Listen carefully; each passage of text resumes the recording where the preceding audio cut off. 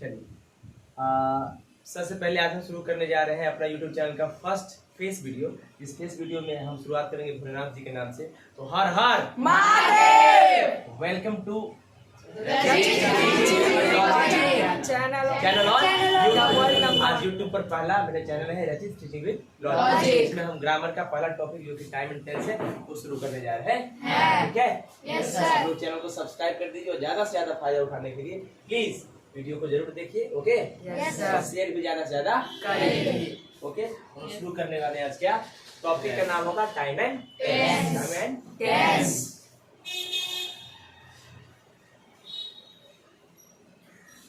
देखिए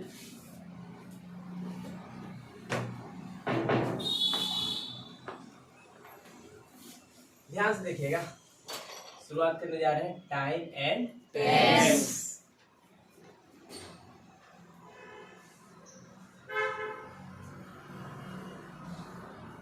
सबसे बड़ी बात है कि टाइम क्या होता है और टेंस क्या होता है, एकदम दिमाग को क्लियर करके रखिएगा। ओके, ये मत समझिएगा आप लोग बार बार कि यूट्यूब पे हम वीडियो अपलोड कर रहे हैं और यहाँ पे यूट्यूब चल रहा है, यहाँ डायरेक्ट लाइव वीडियो चल रहा है। जिसका मतलब ये नहीं है कि आप लोग क्वेश्चन नहीं पूछिएगा। ठीक है, क्वेश्चन आप पूछ सकते हैं और इस पे फोकस कम करना है।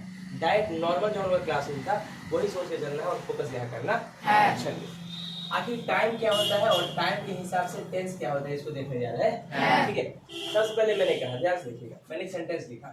अपना नाम बहुत प्यारा है इसलिए उसी नाम को शुरुआत करेंगे। ठीक है, मैंने एक सेंटेंस लिखा,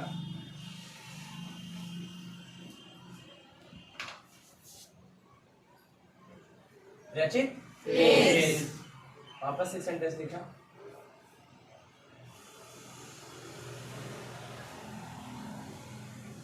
क्या लिखा है रचित प्लीज। फिर वापस एक सेंटेंस लिखा,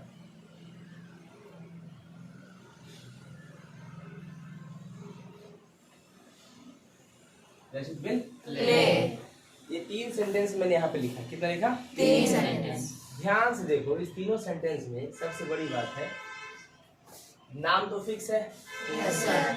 बार बार हम एक चीज जो है वो चेंज कर रहे हैं। Right, yes sir. पहला चीज जो है उसमें प्लेस है। क्या है? प्लेस। दूसरा चीज है प्लेड और तीसरा है विल प्ले। इससे ये पता चलता है, इससे ये पता चलता है। अगर इसका हिंदी करेंगे तो क्या होगा? रचित। रचित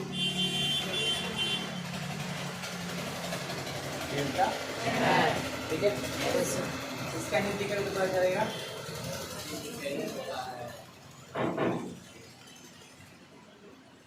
रचित खेला या खेला था। ये खेला था। इसको यूज करें तो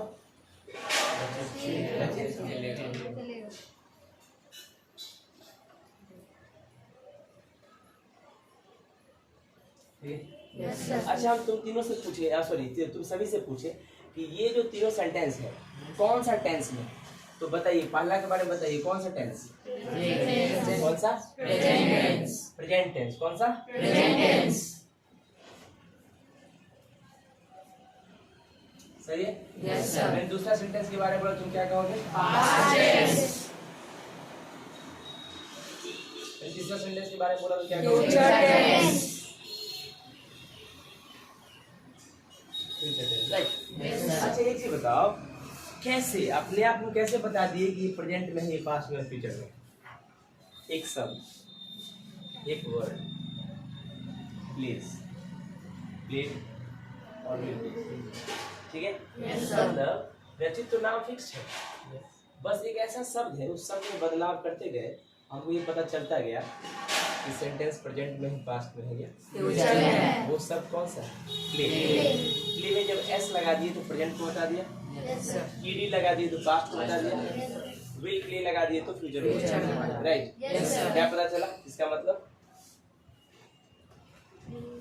क्या पता चला कि भैया अगर हम ये जो प्ले, प्लेस, प्ले, प्लेड और विल प्ले को देखें तो ये है क्या? 1 क्या है? वर्ब। क्योंकि सेंटेंस में जो एक्टिविटी होता है वही तो वर्ब होता है। Yes sir. और वर्ब में जैसे ही हम बदलाव किए तो हमको अलग अलग क्या मिल गया? टेंस मिल गया, राइट? Yes sir. अच्छा, टेंस तो मिल गया, तो टेंस मिला, टेंस के हिसाब कैसे लगाए हम? ये बात कौन सा समय का हो रहा है? अभी के समय का। ये बात पहले का। ये बात फ्यूचर का। ये तीनों चीज वर्ब तो है ही, और वर्ब जो है टाइम के अकॉर्डिंग बदल जाता है। और टाइम के अकॉर्डिंग बदला तो टेंस भी बदल गया। राइट, समझ में आ रहा है? हेडिंग क्या है? Time and tense. Time and tense. समझ में आ रहा है कुछ? Yes sir. क्या समझ में आ रहा है? कि भैया अगर वर्ब में बदलाव कीजिएगा तो टेंस बदलेगा, और वर्ब में बदलाव ही तो समय का बदलाव कर रहा है। देख रहे हैं, बात पास्ट की है तो प्लेट लगा दीजिए, बात फ्यूचर की है तो विल की, और बात प्रेजेंट की है तो प्लेट। इसका मतलब अगर समय जो है अगर हमको पता चल जाए कि बात कब का हो रहा है तो उसके हिसाब से टेंस का सेंटेंस ही हम चेंज कर सकते हैं। कोई दिक्कत? और सा सेंटेंस लिखा मैंने और सेंटेंस लिखा, He wrote a letter. उसने एक पत्र लिखा या वह एक पत्र लिखा।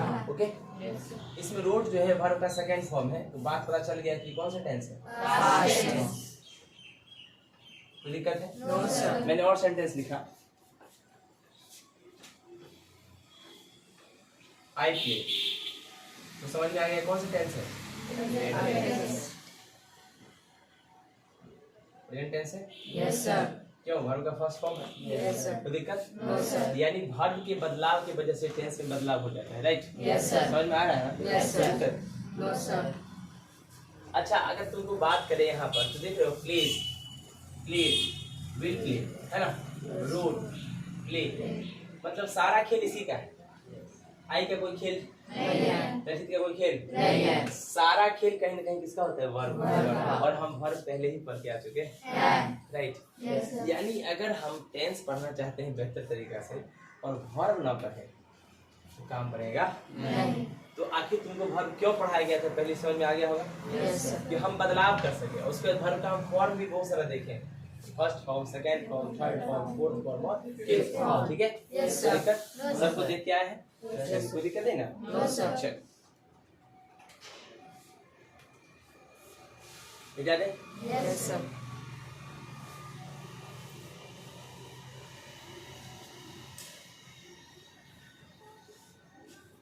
देखिए, तो मैंने लिखा एनी चेंज, क्या? Any change in the form of verb, verb form of Verb. Verbs will respect time is called is called tense, tense. right? Yes sir. कोई पूछेगा टेंस क्या है? कोई पूछेगा टेंस क्या है? हम देखिए क्या कि कोई भी बदलाव करते हैं किसके फॉर्म में? वर्ब के फॉर्म में। और वर्ब का फॉर्म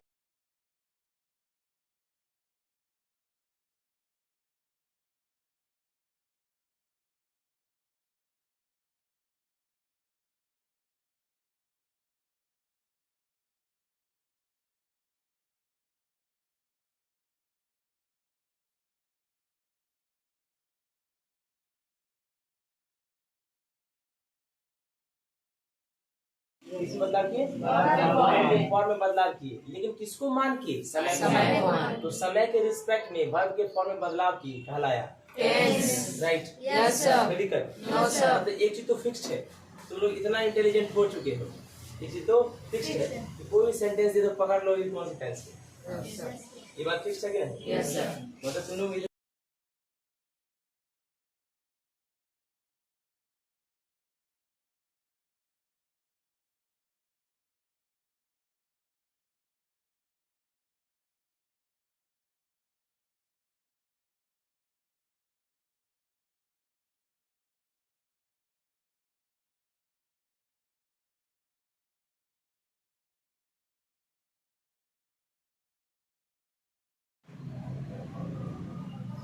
वर्ब के बारे में स्नैपशॉट देख लेते हैं। क्या देख लेते हैं? Snapshot। ठीक है, चलिए देखिए। सबसे पहले हम देखते हैं, जानते हैं कि वर्ब में दो तरह का वर्ब होता है। एक होता है हेल्पिंग वर्ब। क्या होता है? Helping verb। क्या होता है? Helping verb। और दूसरा वर्ब होता है Main verb। बहुत अच्छे तरीका से इस दोनों वर्ब को हम ऑपरेशन करके आए हैं, राइट? Yes sir। तो बार बार ऑपरेशन इतना किए हैं कि पूछो मत, है ना? फिर भी आज देख लेते हैं। ठीक है, हेल्पिंग वर्ब क्या होता है? Is am are, is am R। Verb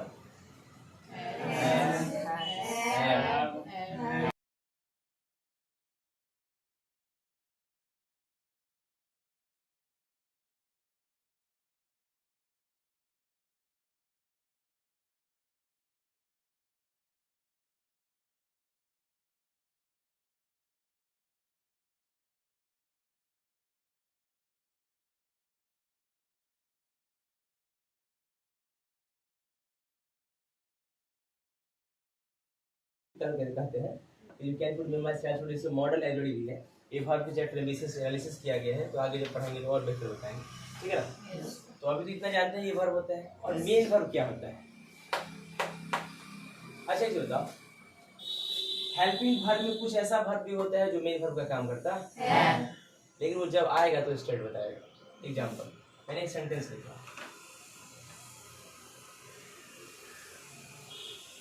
I am रचित, राइट? Yes sir। यहाँ पर कोई और वर्ब तो है ही नहीं, यही मेन वर्ब। लेकिन ये मेन वर्ब बता रहा था ये रचित कुछ कर नहीं है। रचित खुद क्या है?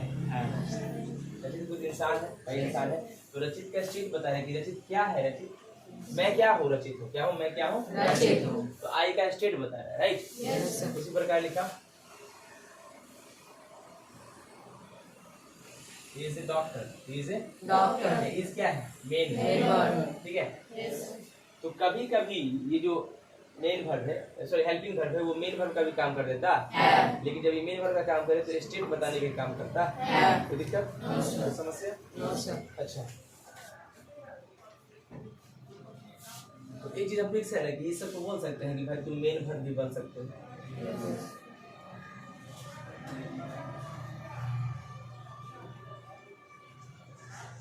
मेन वर्ब भी हो सकता है, सही है? Yes sir। कोई दिक्कत? No sir। मिटा दे क्या?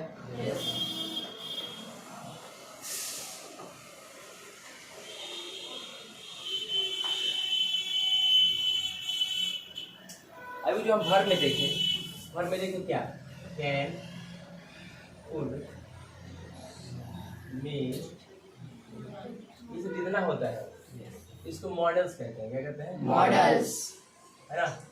ये मॉडल एक्सुअली वर्ब, क्या मॉडल Model एक्सुअली वर्ब कहते है। हैं। ये तो फिक्स है कि ये जब भी आता है तो ये हमेशा हेल्पिंग वर्ब के रूप में ही आता है। मॉडल वर्ब हमेशा, मॉडल जितना है वो हेल्पिंग वर्ब में ही आता है। जैसे मैंने लिखा आई कैन इट, सेंटेंस सही नहीं है, सेंटेंस गलत। क्यों? इसकी भाई हेल्पिंग वर्ब तो आ गया, मेन वर्ब चाहिए। ये मॉडल वर्ब है, ये हेल्पिंग का ही काम करते हैं। मैं यहाँ का लिख दी, या लिख दो आई कैन डू इट, मैं इसे कर सकता हूँ, राइट? ये सेंटेंस सही है। सही हो गया, कोई दिक्कत?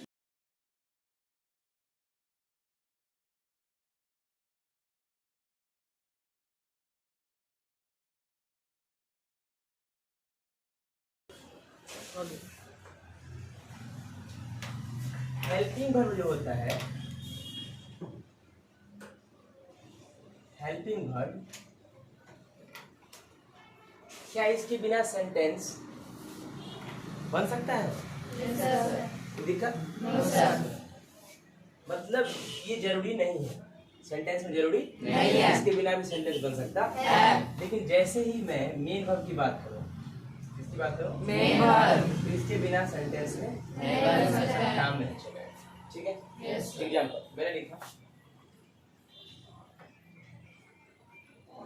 आई ईट, ईट क्या है? Main verb।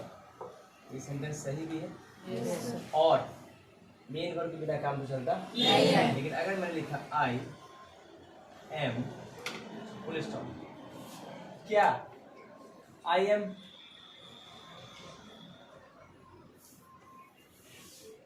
मैं हूँ, राइट। क्या ये सेंटेंस सही हो सकता है?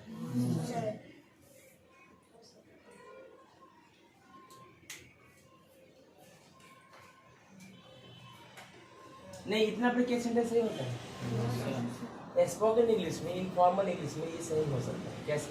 तुमसे कोई पूछेगा आर यू देयर, तो बोलोगे आई एम। क्या बोलोगे? I am. Are you there, क्या तुम वहाँ हो? Yes I am. तो ये तभी हो सकता है जब Q&A बात हो। Q&A मतलब क्वेश्चन आंसर की बात हो।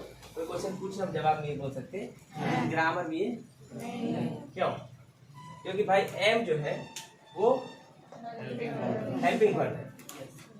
ये मेन वर्ब भी बन सकता है, ये मेन वर्ब भी बन सकता है, लेकिन अगर मान लो ये हेल्पिंग वर्ब उसको माने तो आगे मेन वर्ब चाहिए।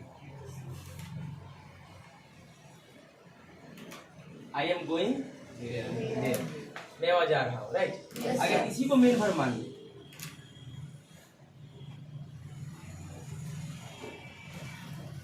आई एम ए स्टूडेंट, तो ये सही हो जाएगा, राइट। Yes sir.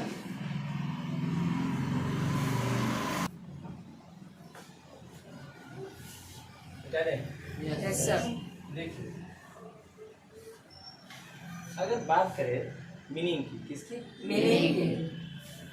तो हेल्पिंग वर्ब मीनिंग का अगर बात करें, इसका क्या मतलब? मीनिंग का बात करें तो हेल्पिंग वर्ब क्या? Helping verb. हेल्पिंग वर्ब का अपना कोई मीनिंग नहीं होता। मतलब हम कह सकते मीनिंगलेस, क्या है? मीनिंगलेस। ठीक है। लेकिन भाई मेन वर्ब का अपना वर्ड का ही मीनिंग होता है, ठीक है। Yes sir. एग्जाम्पल, मैंने एक सेंटेंस लिखा,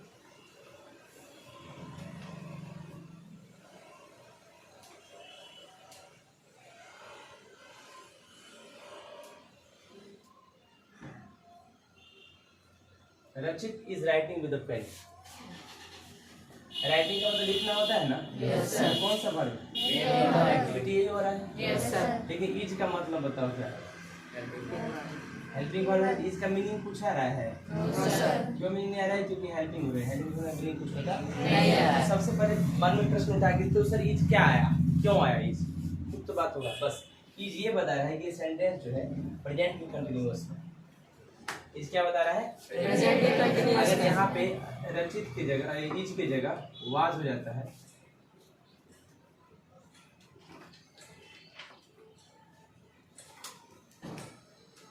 रचित इज की जगह वाज हो जाता है, तो बस वाज ये बताता है। यहाँ तो फिर मेन वर्ब यही होगा। Yes, sir. इसका अपना मीनिंग है, राइटिंग में तो लिखना, राइट। Yes, sir. और वाज ये हेल्पिंग वर्ब है, राइट। Yes sir. तो ये बस ये बता रहा है कि ये पास्ट का कंटिन्यूअस है।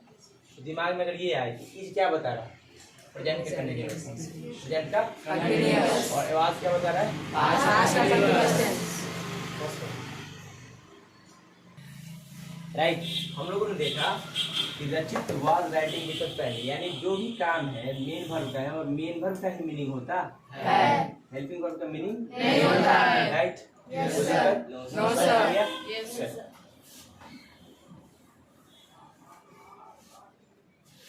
आइए, बस इज क्या दिखाया कि सेंटेंस जो है वो कंटिन्यूअस में है। वो किसका कंटिन्यूअस? Present का continuous. कोई दिक्कत? No sir.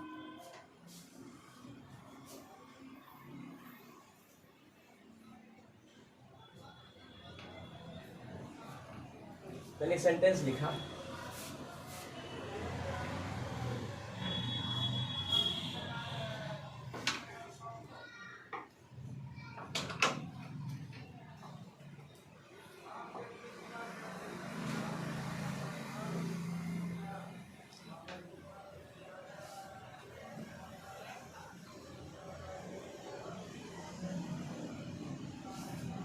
The IG is investigating the case. IG का मतलब होता है इंस्पेक्टर जनरल, एक पोस्ट है पुलिस विभाग का, ओके।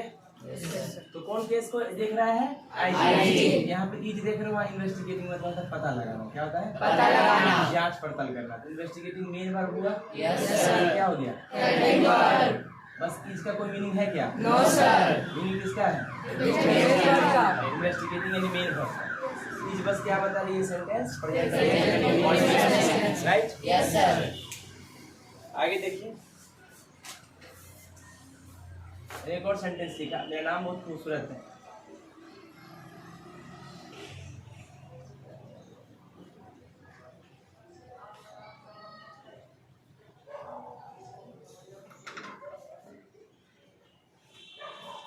रचित इज प्रिपेयरिंग फॉर एग्जाम, है ना?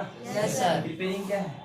Main verb. मेन वर्ब, क्योंकि मेन काम यही ना हो रहा है। Yes sir. प्रिपेयर करने का, राइट? यस ये सर। क्या है? Helping verb. हेल्पिंग वर्ब सिर्फ क्या बताता है कि ये सेंटेंस जो है प्रेजेंट Present कंटिन्यूअस में में है। है। ठीक है? Yes sir. कोई दिक्कत? No sir. अच्छा, सबसे बड़ी बात है, हेडिंग देखिए क्या लिखा है? How to identify helping verb और मेन, राइट? Yes sir. कैसे पता लगेगा कि हेल्पिंग वर्ब है कि मेन वर्ब है। ये बहुत बड़ी बात है। यस सही है? सर। कोई दिक्कत? No sir. फिक्स है। हेल्पिंग वर्ब तब होगा जब इनके बाद वर्ब का फर्स्ट फॉर्म के साथ आईएनजी नजर आएगा। हेल्पिंग वर्ब, मान लो यहाँ हेल्पिंग वर्ब है, इसके बाद हमेशा वर्ब का फर्स्ट फॉर्म के साथ आईएनजी नजर आएगा। हेल्पिंग वर्ब है, देख रहे हो, वर्ब का फर्स्ट फॉर्म प्रिपेयर, प्रिपेयर है ना?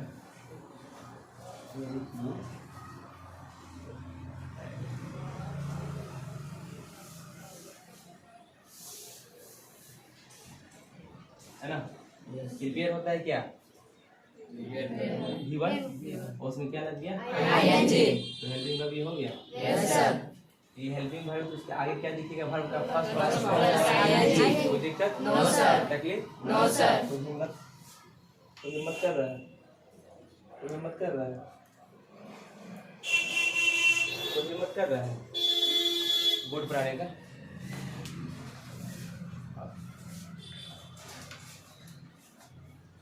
एक सेंटेंस अपने मर्जी से लिखो जिसमें पास्ट या कंटिन्यूअस हो। क्या हो? पास्ट या कंटिन्यूअस।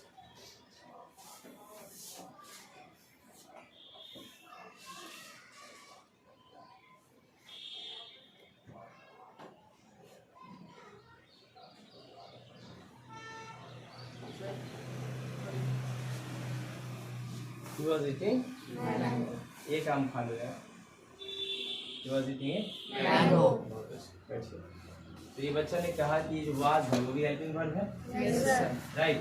यस तो सर। हेल्पिंग वर्ब इसमें जस्ट बता के क्या दिखना चाहिए? आईएनजी। इट के साथ, यानी इट होता है वर्ब का first First form, form। It होता है वर्ब का First form। उसके साथ क्या नजर आया? आईएनजी। गिवन प्लस आईएनजी नजर आया कब? जब वो हेल्पिंग वर्ब है तब। हेल्पिंग वर्ब को पहचानने का तरीका है कि हेल्पिंग वर्ब के जस्ट बाद given plus ING. Given plus ING होना चाहिए। गिवन प्लस आईएनजी होना चाहिए। कोई दिक्कत? No sir. अभी तक जितना पढ़ा है उसमें कोई दिक्कत है क्या? No sir. थोड़ा सा भी? No sir. जैसे मान लो कि ईटिंग, गोइंग, ये सब चीजें क्या होता है? Main main verb. वर्ब। इसके पहले जो भी लगा होगा इज एम वाज वेरी से लगता है। कोई दिक्कत? No sir. तकलीफ? No sir. अगला, अगर बी फॉर्म हो, क्या हो? B form. सबसे बड़ी बात ये बी फॉर्म क्या होता है? सबसे बड़ी बात ये बी फॉर्म क्या होता है? है। जो बी फॉर्म होता है ना, बी फॉर्म, कौन बताएगा बी फॉर्म क्या क्या होता है? तो बोलो नहीं, बोलिए।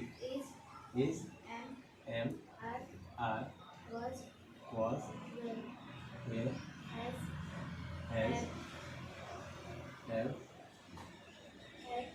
had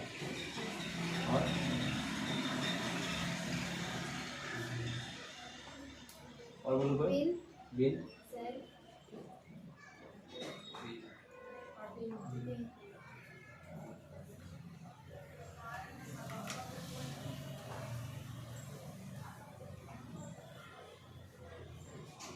बोलिए, गलत है कि सही? कौन कौन बताएगा गलत है कि सही?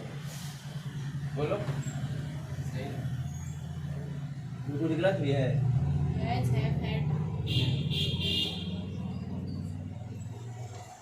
क्या नहीं होगा?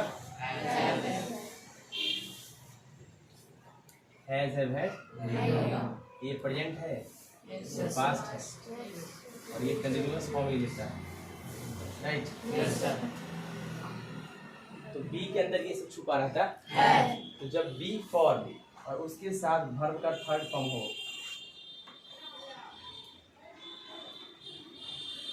तो ये सेंटेंस हमेशा कौन हो जाता है? पैसिव। इसमें पैसिव वॉइस पढ़े हो? Yes sir. अच्छी बात है। तो बी फॉर्म प्लस वर्ब का थर्ड फॉर्म लिखे, ये पैसिव हो जाता है। उस केस में भी हेल्पिंग वर्ब होता है। उस केस में ये हेल्पिंग वर्ब होता है। दिक्कत? No sir. चलिए, जैसे मैंने एक सेंटेंस लिखा,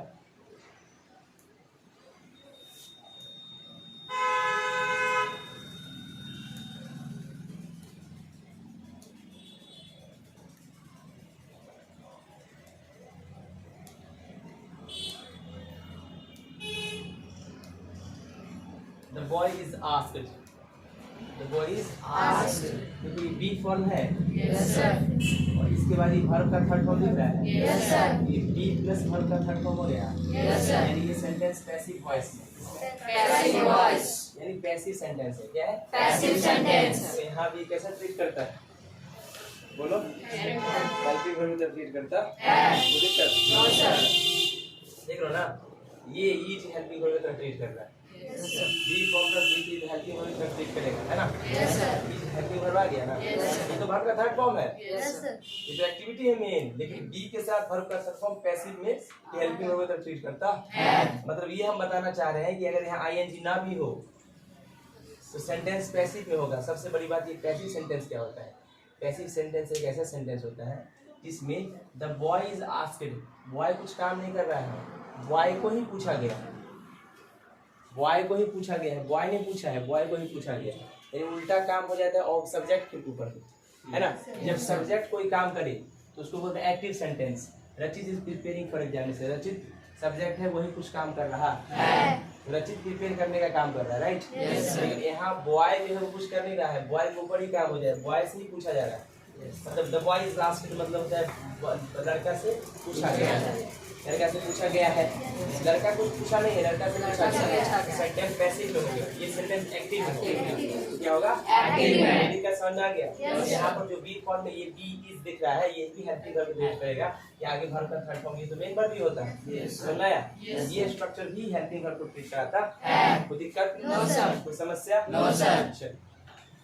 अच्छा, ये तुम लोग अभी देख रहे हो कि भाई हम जो है शुरुआत में भी बचपन में जो टेंस पढ़ाया जाता है उस टेंस में बार बार ये कहा जाता है कि लिखिए टेंस का 12 काइंड्स होता है। कितना काइंड्स होता है? 12 काइंड्स होता है। उस काइंड्स में पहले बोलते हैं 3 काइंड्स होता है। पहले बोलते हैं present tense, past and future tense. उसके सबका 4 काइंड्स जो है इलेबोरेट किया जाता है। ये जो होता है हम सबसे बेसिक लेवल में पढ़ाते हैं, जिसको लेवल 1 का नाम दिए, राइट? Yes sir. ये जो पढ़ रहे हो ये बेसिक लेवल नहीं है, ये बहुत अप लेवल है। यानी दुनिया को भी कंपटीशन भी आप इससे फेस कर सकते हैं, ठीक है? ये बहुत अप लेवल है। तो हम ये इसमें सिर्फ क्वेश्चन एंड आंसर के हिसाब से आप कॉन्सेप्ट समझते हैं, क्वेश्चन और आंसर के हिसाब से आप कॉन्सेप्ट समझते हैं। तो क्या सर आप जो है पूरा 12 के 12 फेज नहीं पढ़ाइएगा, 12 के 12 फेज पढ़ाएंगे, 12 के 12 तो टाइप पढ़ाएंगे कि भाई टेंस के कितना टाइप होता है, टोटल पढ़ाएंगे। लेकिन उससे पहले हम बिल्डिंग ब्लॉक्स बना रहे हैं। क्या कर रहे हैं? Building blocks. कि आखिर टेंस कहाँ से शुरू होता है, टेंस में क्या क्या चीज समझने की बारी है। देख लो हम फॉर्मेशन बना रहे हैं कि वर्ब को समझिए, हेल्पिंग वर्ब को समझिए, तब हम लोग टेंस का 12 के 12 फॉर्मेट करेंगे इलेबोरेटेड लेवल का। और आपको बता दें 73 पेजेस का टेंस का मेरा नोट्स दिखा गया है। वो नोट्स भी फ्री पीडीएफ हम लोग को प्रोवाइड किया जाएगा। कोई भी आदमी उसको डाउनलोड कर सकते हैं, ठीक है ना? रख सकते हैं डाउनलोड करके, सेव कीजिए, पढ़िए, ठीक है? और वीडियो से पढ़ना तो है, ठीक है? ये नहीं कि सर 12 काइंड होता है, 12 काइंड नहीं पढ़ाइएगा, बिल्कुल पढ़ाएंगे, लेकिन ये थोड़ा अप लेवल है, ठीक है? लेवल है। और जो 12 काइंड का जो होता है बचपन में ट्रांसलेशन के हिसाब से कि भैया किसी सेंटेंस के शुरुआत में अंत, किसी सेंटेंस के अंत में ता है, ते है, ती है लगा रहता है, जिसको सिंपल प्रेजेंट टेंस का वाक्य कहते हैं। Subject plus S plus object ये बनाने का ये जो स्ट्रक्चरल है, ये लेवल 1 में पढ़ा चुके हैं। वापस से लेवल 1 जब पढ़ाएंगे यूट्यूब पर तो उसको भी देख सकते हैं। कोई दिक्कत? अच्छा, मैंने एक सेंटेंस और लिखा, इसको मिटा दें। Yes sir.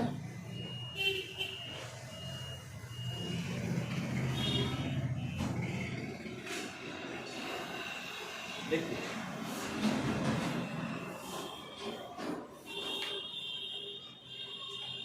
मैंने सेंटेंस लिखा,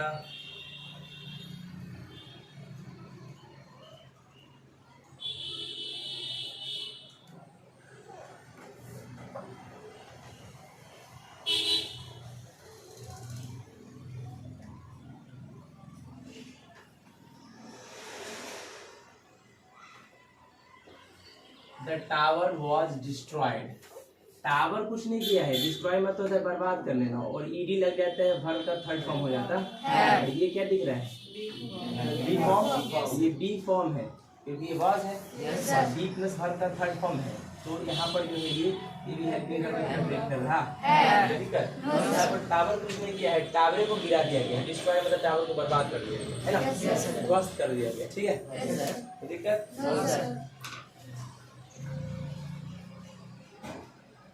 अच्छा, अभी सिचुएशन आ गया। अभी मैंने क्या कहा कि अगर मान लीजिए कि इज एम आर दिखे और आगे V1 प्लस ING दिखे तो हेल्पिंग वर्ब कर लेंगे। मैंने भी बोला है कि अगर V1 दिखे, क्या दिखे? V1 दिखे और V1 के साथ ING दिखे, है ना, और उससे पहले अगर कुछ EMR वगैरह नजर आए, ये सबको हेल्पिंग वर्ब कर देते हैं। जैसे बी फॉर्म जो होता है उसके बाद वर्ब का थर्ड फॉर्म होता है, तो इसको भी हम कह देते हैं कि हेल्पिंग वर्ब रहेगा। तो दिक्कत? बहुत अच्छा। एक नया सिचुएशन लेते हैं और सिचुएशन देखिएगा, ठीक है ना। अभी हमने ही बोला है, क्या बोला मैंने कि भैया बी फॉर्म दिखे और वर्ब का थर्ड फॉर्म दिखे तो कहिए हेल्पिंग वर्ब होता है। बोला है ना? अच्छा, V1 दिखे और ING दिखे, उसके पहले ईडी दिखे तो हेल्पिंग वर्ब। कोई दिक्कत? तो सेंटेंस लिखने का हम कष्ट प्रदान कर रहे हैं। ओके, तो सेंटेंस लिखने का हम कष्ट प्रदान कर रहे हैं। देखिएगा सेंटेंस।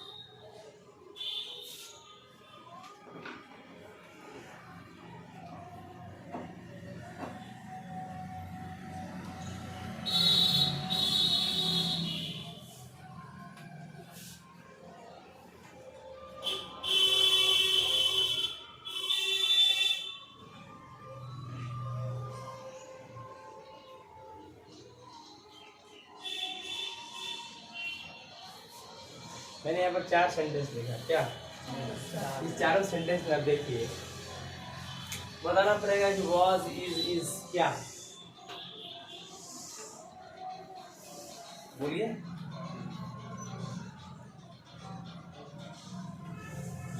मैंने कहा कि हेल्पिंग वर्ब जो है तब होता है जब उसके आगे वर्ब का फर्स्ट फॉर्म और ING दिखे, या बी फॉर्म तो है ही, साथ में वर्ब का थर्ड फॉर्म दिखे, तो समझ जाएंगे कि ये क्या है। थोड़ा सा पॉज कीजिए, देखिए। तो मैंने कहा ये 4 सेंटेंस मैंने लिखा, इन चारों को चारों सेंटेंस में भाई ना V1 के साथ ING दिख रहा है और ना ही बी फॉर्म के साथ वर्ब का थर्ड फॉर्म दिख रहा है। तो क्या है ये? कौन बताएगा? बोलिए बाबू। ये सारा का सारा क्या है? मेन वर्ब है। क्या है? Main verb. क्या है? Main verb. मेन वर्ब, और ये मेन वर्ब है और ये हेल्पिंग वर्ब नहीं है। तो ये क्या करता है? ये मेन वर्ब जो ये कुछ एक्टिविटी तो नहीं कर रहा है, लेकिन स्टेट बता। मैन कैसा था? मैन कैसा था? सैड। गर्ल कैसी? हैप्पी है। हैप्पी। तुम्हारा चॉइस कैसा है? What is your choice? तुम्हारा चॉइस क्या है ना? रजित कैसा है? रजित लंबा है, राइट। इसका मतलब क्या हुआ? इसका मतलब हुआ बाबू कि भैया जरूरी नहीं कि आपको हम जो नियम पढ़ाए उस नियम को देख के और अंधा बन गए। क्या बोले कि जब भी EMR के बाद V1 प्लस ING दिखे तो हेल्पिंग वर्ब होगा, जब भी बी फॉर्म के बाद वर्ब का थर्ड फॉर्म दिखे हेल्पिंग वर्ब होगा। आहा आहा आहा, दिमाग लगाने का। क्या लगाने दिमाग कि भैया जरूरी नहीं कि वो दोनों दिखे हेल्पिंग वर्ब होगा, ये मेन वर्ब भी हो सकता है। जब मेन वर्ब होगा स्टेट बताएगा। क्या बताएगा? स्टेट मतलब होता है अवस्था। अवस्था मतलब होता है हम क्या है, तुम क्या हो, कोई चीज क्या है।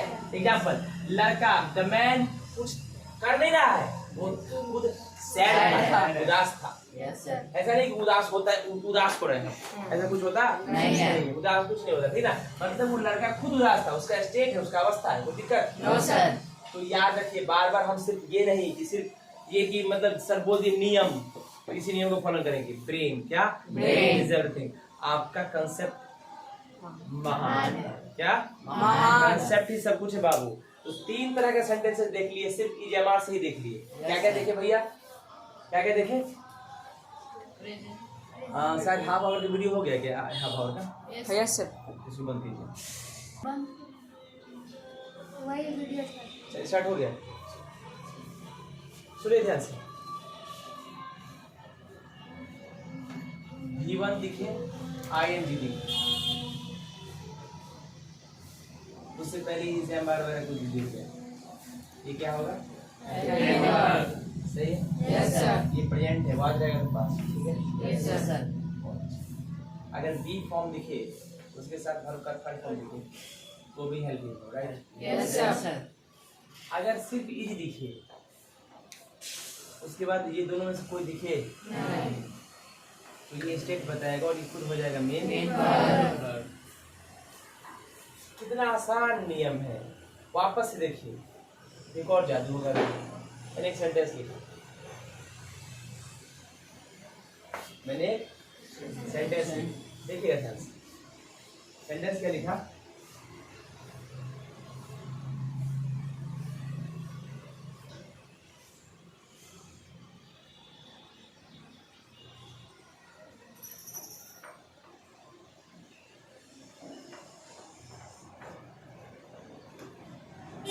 अंकित इज रिकट। पहली नजर में जैसे ही मैंने इसको देखा तो इसको देखने से लग गया कि तुम भैया हेल्पिंग वर्ब हो। Yes sir. और आप जो है मेन वर्ब है, राइट? Yes sir. तो हर बार पहला नजर का प्यार सही। एग्जाम्पल, मैंने सेंटेंस लिखा,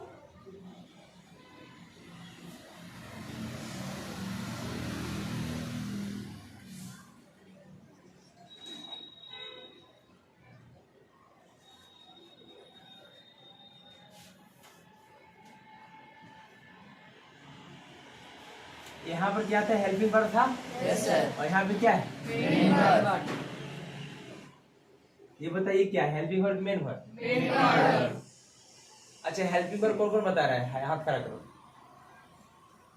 तो क्या बता रहे हो तुम? मेन वर्ब बोले थे क्यों? सर। वो पे वो थी ना है, बोलिए। सर वो मेन वर्ब है क्योंकि वो थी हेल्पिंग वर्ब। कौन हेल्पिंग वर्ब है? नहीं सर, हेल्पिंग वर्ब कोई नहीं, हेल्पिंग वर्ब कोई नहीं। तो मेन वर्ब कौन है? इज। क्यों?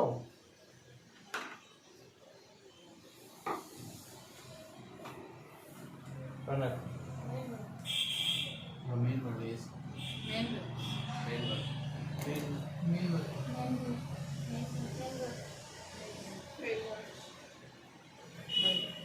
क्यों? Video pause. Ankit is dancing, right? Yes sir.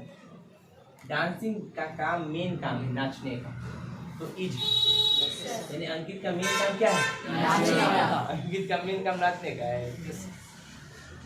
Is क्या है? Helping verb. और डांसिंग क्या है? Main verb. पहली नजर में जो दिखाई दे इसका मतलब ये नहीं कि हमेशा हेल्पिंग वर्ब होगा, ठीक है ना? Yes sir.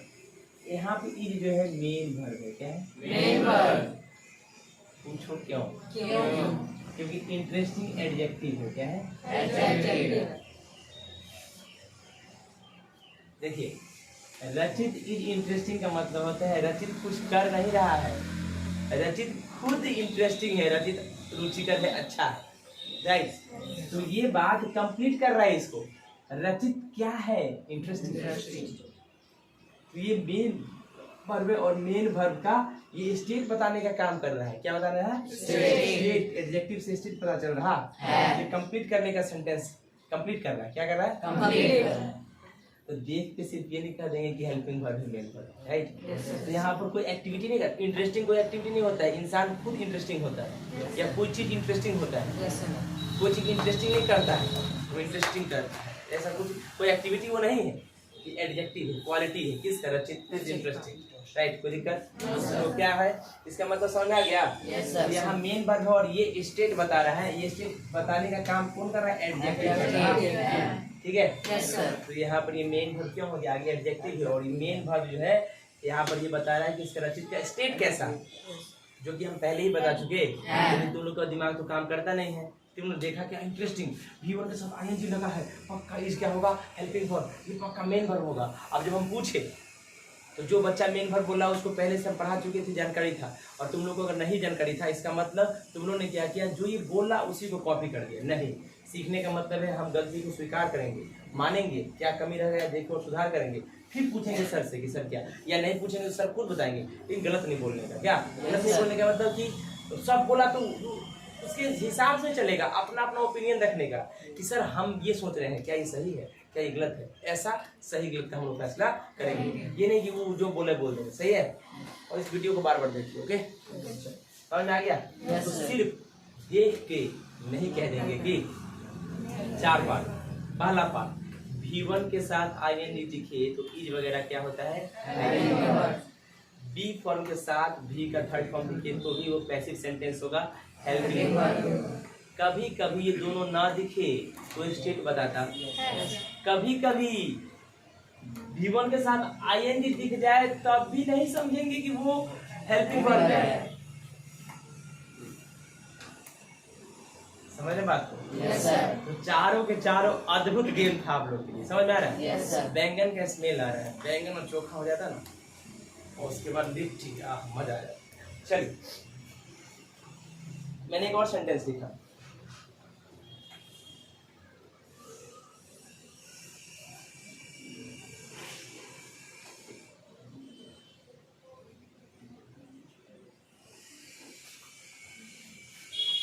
He is blamed। ये इज है, ये बी फॉर्म, और ये वर्ब का थर्ड फॉर्म है। ये पक्का क्या है? क्योंकि वर्ब का V1, V2, V3 से मेन वर्ब होता है। ये बच्चा तो हेल्पिंग वर्ब। कोई दिक्कत? अब तो सेंटेंस को ही पकड़ लोगे आसानी से। चलो, ये क्या वर्ब का थर्ड फॉर्म, और ये क्या हेल्पिंग वर्ब? गलत, फिर नहीं पकड़ पाए।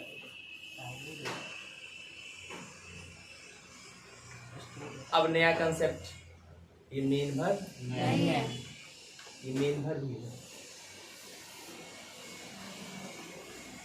ये मेन वर्ब भी है।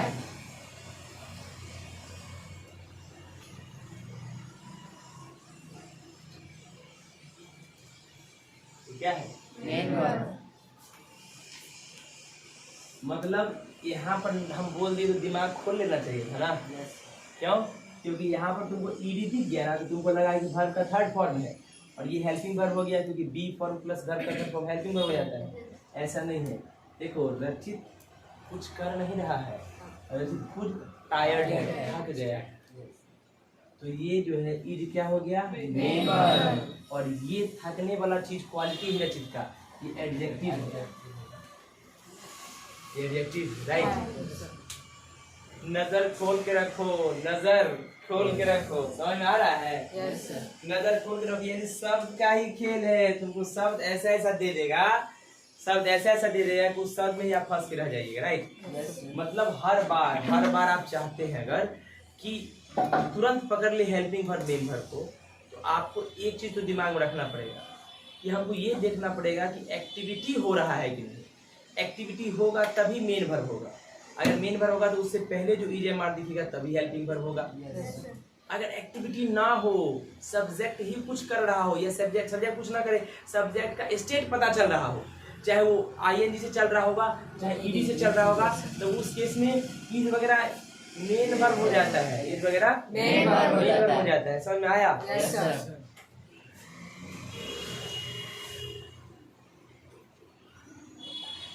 समझ में आया? Yes sir. चलिए दिक्कत आगे बढ़े। Yes sir. सुनिए ध्यान से। मैंने मैंने सेंटेंस लिखा था। क्या सेंटेंस लिखा था?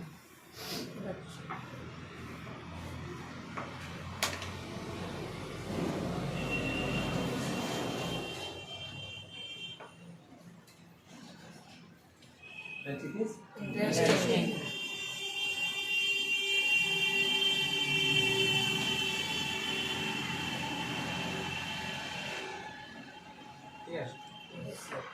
ठीक है।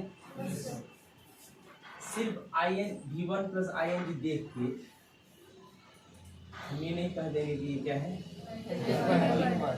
ये इंटरेस्टिंग एडजेक्टिव होता है, किसी का क्वालिटी होता है। तो ये क्या होगा पक्का? Main verb. समझे? Yes sir. ये ईडी देख के हम ये नहीं कह देंगे ये वर्ब का थर्ड फॉर्म है। It's also a kind of adjective, right?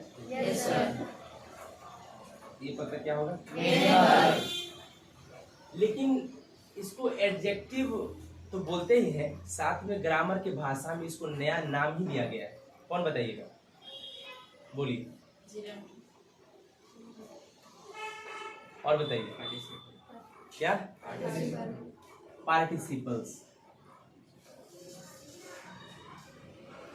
क्या? पार्टिसिपल्स। पार्टिसिपल्स जो होता है वो ING और ED दोनों फॉर्म में लिखा जाता है। तो इसीलिए इसको हम लोग पार्टिसिपल्स कहते हैं। ठीक है? यस कोई सर। दिक्कत, कोई समस्या? No sir. आगे बढ़े। Yes sir. वर्ब का काम जो होता है, वर्ब का काम जो होता है ना, यस। हमेशा कुछ करने का होता है है। और वर्ब प्रोग्रेस में रहता है। क्या रहता है? प्रोग्रेस में। प्रोग्रेस में रहता है। तो उससे पहले अगर कोई ईज मार्क दिखे तो ये प्रोग्रेसिव वर्ब को भी बताता है। प्रोग्रेसिव वर्ब को बताने के लिए ईज मार्क आता है। प्रोग्रेसिव मतलब ऐसा काम जो कंटिन्यूटी में, जैसे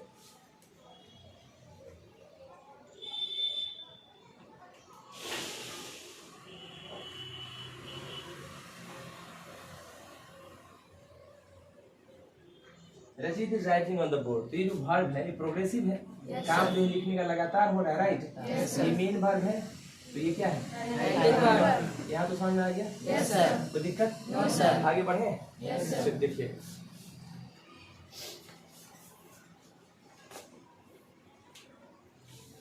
यहाँ पे इंटरेस्टिंग जो है ये समय ले रहा है राइटिंग, लेकिन ये ड्यूरेशन नहीं ले रहा है। ये ड्यूरेशन वाला मतलब ये समय नहीं ले रहा है। ये वर्ब नहीं है, वो वर्ब नहीं है। ये जो एडजेक्टिव है। क्या है? एडजेक्टिव।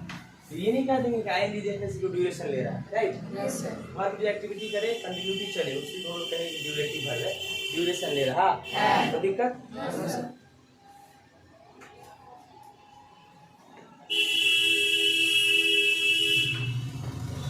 मैंने एक सेंटेंस और लिखने का मैं प्रयास करता हूँ। मिटा दें? Yes sir.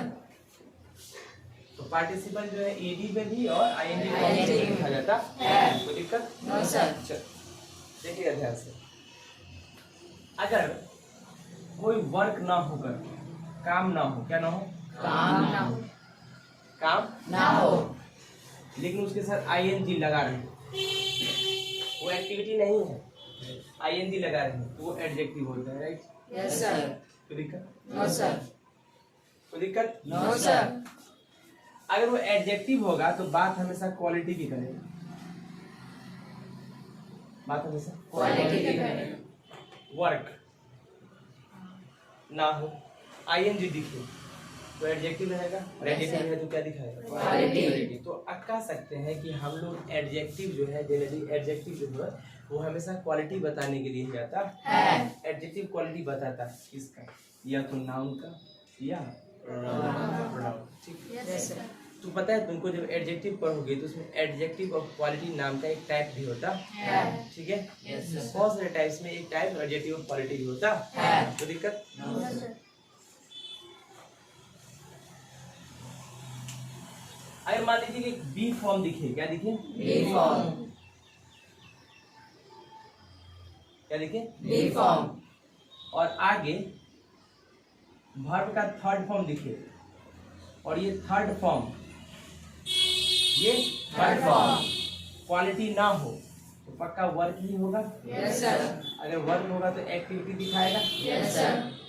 यानी वो वर्क होगा तो एक्टिविटी दिखाएगा, दिखाएगा। है ना? Yes sir. ये भी ध्यान में रखने हाँ। कोई दिक्कत? Yes sir. तो इस केस में तो यही मेन वर्ब होता है ना। Yes sir. उसे ध्यान से देखिए, V1, V2, V3, V4, ये फॉर्म होता है वर्ब का, ठीक है? Yes, ये sir. जब भी सेंटेंस में आए तो यही मेन वर्ब होता है, है। यानी मेन काम इसी का होता है। मेन एक्टिविटी इसी का होता है। कोई दिक्कत? No, sir. समझ में आया? Yes sir. बता दें? Yes sir.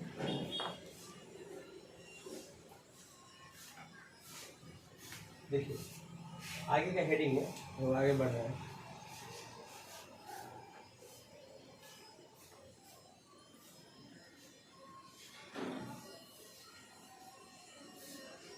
डू, डज और डीड को देख रहे हैं, है। ठीक है? डू, डज और डिड।